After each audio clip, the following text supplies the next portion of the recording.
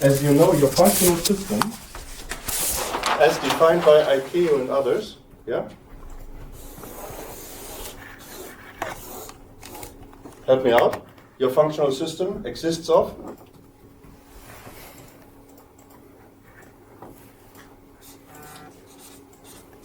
technology, right? Procedures and people. Right? This is your functional system. Yeah, yeah. And with procedures you have airspace structure and all this stuff, right? Technology, people. This is your function. If you change anything, you have to visit your competitor. Weil ich spring rein mit dir, was auf der Zunge. Alles gut. Ja?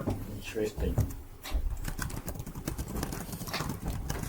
For us, it's super important because we need to understand, do we really change the functional system?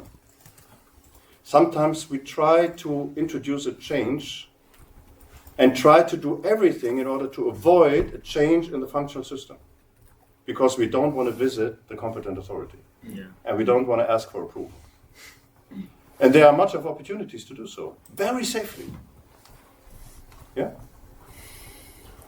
So we have a very strict understanding what is part of the functional system and what not. Know your system. Very helpful in many aspects. Yeah. Okay. Passt das für dich auch so oder hast du noch eine andere Yeah. oder so? No, I think maybe the connection to the competent authority is sometimes good, sometimes bad. I don't know how you feel about yours, but in our cases, sometimes we can easily talk with them, and we have invited them also to some like project updates and so on, and they are fine, and they leave and have a coffee and bye-bye, and everything is fine. Sometimes they are really picky and want to see everything, and why have you done this here, and where's the safety assessment? It depends also on people, yeah. Where sometimes you know each other, and you can say, okay, we have done this 2 years ago, now we do another update. So even in the RTC world, we try to hold hands basically, yeah, and keep them in the change. But if the people get replaced and the new guy sits there, then sometimes they are quite picky. So I think it's a difficult relationship sometimes. My people ended up in lots of struggles with the competent authority for many reasons. And this was not only because they became picky, yeah, but they started to control more and more and more and more and more. And therefore I had the one or the other lunch with the director of the competent authority, Carsten Baumann. Carsten is a nice guy, yeah. He's a lawyer, which is Yeah. okay. Yeah. And we, after kind of controversial debate, we agreed on a clear definition. What is the role of the supervisory authority? Yeah. It's safety oversight, and the ANSP has the responsibility for safe provisions, right? Yeah. And this is a difference. Yeah. So if we are willing to take a risk, yeah, it's our responsibility. Of course, So actually, considering circumstances. I see that you don't provide rating for all the HV controller, right? We as DFS do Yeah. not, we do not I mean, issue. I mean the competence authority. Yeah. They don't only like give the license and rating for HV controller, but other staff, other like personnel too, right? ATSEP, engineering people. Yeah. Technical as well. Wherever you need a license or a rating. So our not all of our engineers, Yeah. but many of our engineers, yeah, they do have to obtain a license, and And this the will be rating too. issued. It's not air traffic control; So it's yeah. air traffic service personnel, Yeah. ATSEP, as Yeah. you said, yeah. Yeah. Yeah. And they get a different license, also from the competent authority. So with the air traffic services personnel, so do they have to get the rating or no? No, just a license, right? The technical personnel, Yeah. they do get, I'm not sure whether it's called a rating, but we do have an internal directive, yeah, Yeah. that allows you, after a training and a successful examination, to manage specific systems. So not every ATSEP, air traffic service personnel, is allowed to manage, monitor, manage, whatever, maintain every system. Yeah.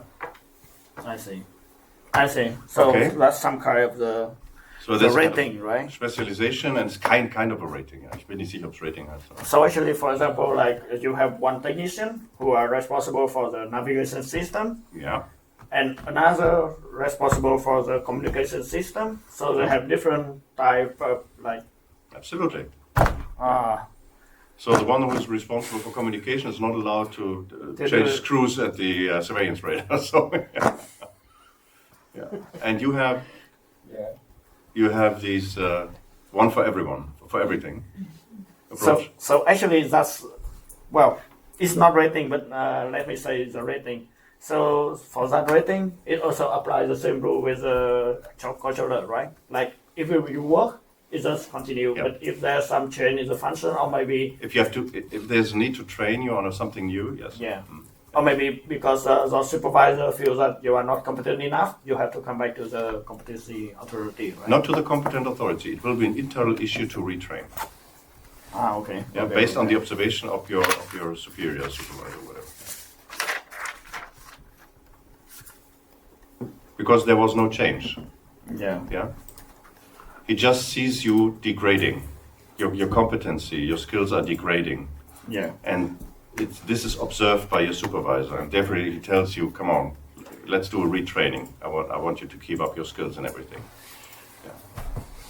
But if you do a change, yeah, and have to be trained very new because it's a new environment, new system, new whatever, procedures, different story. It's a kind of complicated, yeah. We could spend some hours on that, yeah. Mhm. What is your issue, Lee? Well, What is the challenge? Because there's something that drives you back home, right?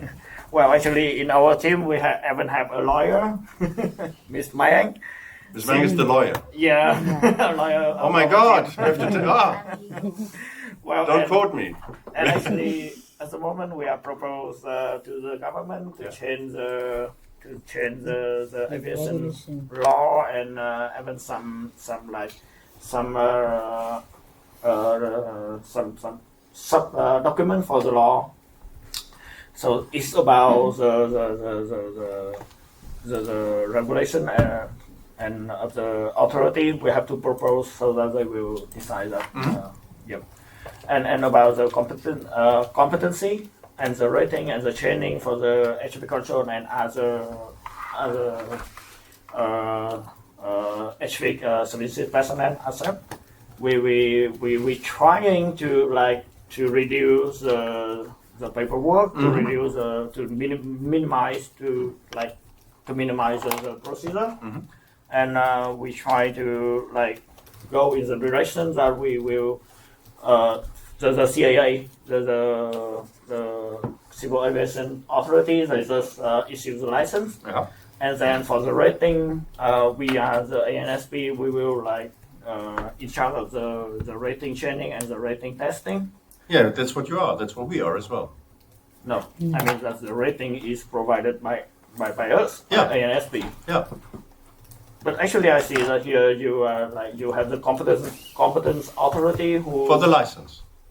Then we do the rating training, we do the test, yeah and then it's an information. yeah Yeah.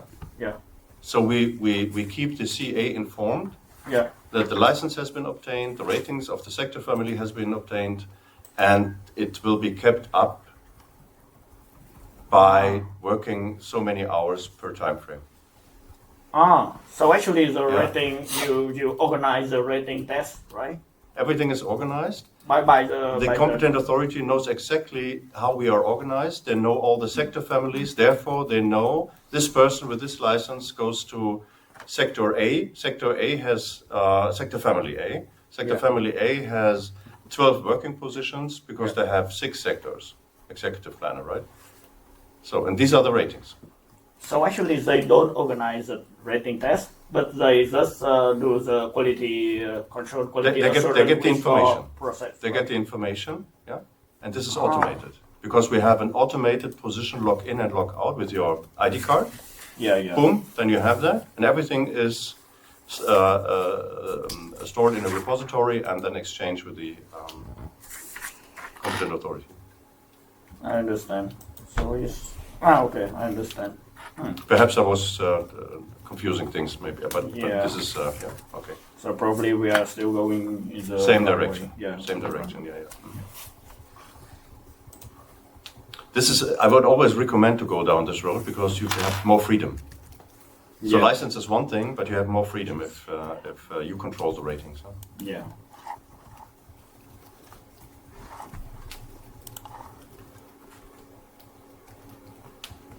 All right. Thank you. Okay.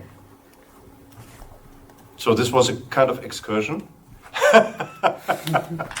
Yeah, and perhaps we do have some minutes left to challenge Veit with regard to remote tower control. Was there something? I remember Win was interested in latency issues, whether there's a latency issue or not. So typically we do not have latency issues in the general setup because I think the maximum target would be 1 second, which is the absolutely worst case, in the sense that even the radar signal is delayed by 1 second. That was the overall target as the worst case, but we end up in 8 to 10 milliseconds or so for the offset between live and video signal. You have to remember that there is a lot of camera technology involved for the algorithm to decompress or compress the picture and decompress the picture again afterwards. Because over the 400 kilometers, we send a different signal and then this is compressed and so on. So we have some computation on the data stream, but it's not an issue. Actually, it's not a. It's not that you see the airplane landing and afterwards you see it on the video. Almost no factor. Mm-hmm. Okay. Yep. Okay, perfect. We talked about safety assessments. I think that's good, or something. Any specific questions on that as well, or is the general methodology clear? And Everything is that enough. yeah. Yeah. Okay, wonderful. Then we had the question as regard trainings and how to organize the issuance of licenses, ratings, and so on and so forth. We talked about the functional system and what is a change. Okay, there was something. Not sure about. Was it something cyber maybe? Security. Some things about security.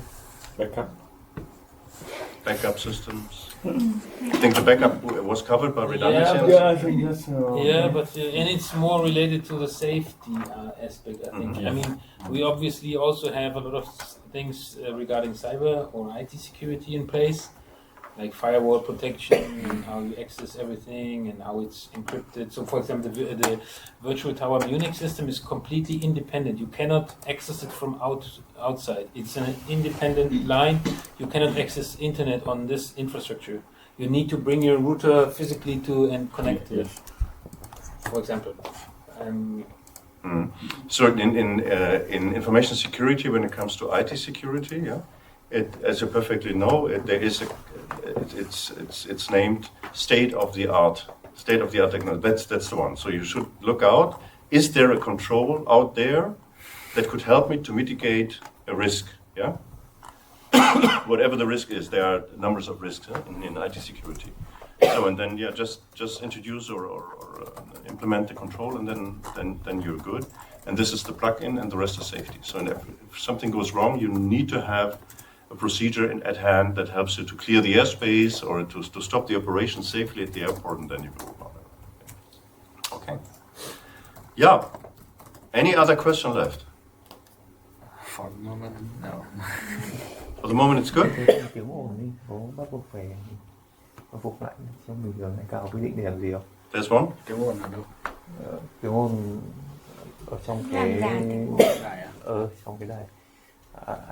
We're talking about the noise Reduction. Reproduction? noise simulation in the. Is that necessary to? Yeah, you should figure out. You should figure out. Is there As Veit shared with us, our controllers are interested in having something like this because it increases the situational awareness. Yeah, which you can doubt, right? If you sit at a tower of Munich, you do not hear an aircraft starting the engine. Yeah. You do not hear that. Depending on the aircraft, but yes. Yeah, depending on. Generally, Yeah, okay. There might be why do an we need to F-35 like- starting the engine. Yeah, but normally you do not hear that. Yeah, but given other airports, maybe it's just a result of having a conversation. Yeah. And just taking on board the one or the other thing which came up from the ETCOs, because they feel more comfortable or they believe it would increase their situational awareness. That's fine, take it. It's like with the electric cars. So there was a safety assessment, and if you do not produce any noise, right, it might pose a risk for pedestrians or others because they do not hear you coming. Yeah. So you have a noise in an electric car. Yeah. And if you drive a Porsche, an electric Porsche, you have a knob where you can have even more noise. Yeah. Okay. Yeah. So where's the noise come from? It's generated artificially. It's Game- like gaming. from the real Yeah, it's like a real video game. local aerodrome. Tôi đi tôi lại hay là Không phải mà nó giả lập lại tiếng ồn ở trên tại cái sân bay đấy ấy. Remote tower thì em sẽ không nghe tiếng gì đúng không? Nhưng mà nó có cả hệ thống So is there any giả lập lại regulation tiếng or ồn. requirement from ICAO Nhưng or mà from cái đấy other có bắt buộc organization phải có hay không? for the noise? Nó sẽ lại gần đầu, có hay không? ý là Not- not to my ngăn knowledge. cách như thế đúng No, không? I don't Hay think gọi là it's thông thường thì Yeah. không có yêu There cầu has phần been đấy thì là nó làm Nhưng cho mà- nó sẽ real impacts hơn đúng and không? general Ừ. airport noise Thế is có cần phải có cái đấy hay không? considered to be helpful Đang hỏi in an the toàn sense mà. that even in the small regional Sơ sót lại hỏi. airports, Không biết you rằng have gật a đầu. small tower, you hear what Cái đâu cười. So they said, okay, let's put some microphones and get the sound, so it's possible. Yeah. Yeah. So actually there's no requirement. There's no requirement. No, no. But I remember that there's a requirement about the minimum, about the maximum noise level in the control tower, right? But this is something else. Yeah, this- Yeah, but actually it's something if like opposite. yes. Tower on side. Yeah, for the physical tower, like they have like requirement for the level of noise in the control room. But actually, Also in the RTC, I mean, you can imagine if you have 6 airports, yeah, 6 controllers sitting there, everybody's talking. This is also a noise level that you want to dampen Mitigate, and yeah. mitigate. And we have installations. We did analysis on audio sensing, and they measured the passive backdrop or something they call it. When once the noise is generated, how it is absorbed by the carpet and the ceiling. So you have to Yeah. take that into account. Yes. But where does this requirement come from? You mean the noise requirement? Mhm. I think it's in the No, Cái cao có there's no requirement from ICAO. So this is a totally different area. So Yeah. as an employer, Yeah. if you employ people, Yeah. you have to take care about the one or the other thing in terms of health. Yeah. Yeah, it's a Yeah. health issue, right? Also, lighting is there. Lighting, all this stuff. So there is a requirement, but it comes from a total different direction. Yeah. Actually, I mean that different like opposite direction. Yes, absolutely. So, but it can, the situation can occur like it happened to me when I was director over there. So we moved into this new ops room I showed you, Yeah. and we tried as hard as possible to bring down the noise level and to reduce noise. So we ended up below 55 decibel, right? Yeah. Which is very, very quiet. Yeah. Super quiet. And the ETCOs weren't used to it. And suddenly, the noise, which was reflected by the controller working position, so I was talking here to someone else, even just sharing a joke or so, yeah, this noise was transported by reflection, yeah? And the most important issue or the problem we had is that the noise became understandable. So noise is one thing, but it will distract you much more if you can understand the message, yeah? So noise is one thing, but if you understand the information, yeah, if you can process the information, the distraction is much higher. And we ended up in a situation like that. And then there was a report, and then the competent authority showed up and said, okay, this is a safety issue level 1. Because EDCOs are being distracted, right? But the requirement comes from, so this is really, really interesting to understand. Yeah, okay. I love these topics. They are so challenging. It's beautiful, isn't it? It's beautiful. Yeah. Yeah. Okay. All right. It's me. Yeah. Any specification standard guidance that you follow when you conduct your project? There is some EASA material on it, as that we relied on. At that time, there was nothing. So for DFS, it was almost they developed it basically from scratch. Nowadays, there's some material as recommended practices, and we have some guidance from, for example, EuroCAE, which is an industry consortium. They also give some inputs on what the cameras should cover, and currently you would find many ideas or many guidelines that you can at least put as a recommendation or some ideas. Maybe EuroCAE is a good reference, right? Yeah. UK. EuroCAE. EuroCAE. Yeah. Okay. You know EuroCAE? Yeah, of course. Yeah. Maybe Yeah. you have a similar approach also in the Can, southeast. can you name the document? It's 104A, I think. What, let me check. 204 or 105. I don't know the document name. There's so many documents around. 52 February. Tôi chuyển cho cái Remote tower. I think it's 240 A and B. And The standard. Mình search cái bọn Evaluation cái system tài liệu performance, right? minimum standards, yeah. nhiều lắm. This, I Cái think this nó is it. ngắn This gives some ideas on 2-3 different. trang nhiều. Okay. Yeah. Cool, okay. Okay. Okay, Doc. Okay. Perfect. Okay. Mất tiền rồi. 136 đồng. Đúng Yeah. rồi. Non-member. Hôm nay nó lại Non-member 195 đồng. All good? ED Yeah, we have to buy. You had? 240. We have to buy Yeah, we have to buy buy the document. Okay. document. 155, That's, 195. but first check out Yeah. whether you have a representative in any kind of body, yeah, who has a free access. You always will find a person with free access to any document you need. Yeah? Hopefully. No, really? Yeah. Really? Yeah. Yeah. Interesting. Really? Yeah. Okay. Okay. If there's no other question, I would like to give a thank you to Veit for this great presentation. It was really beautiful, and to standing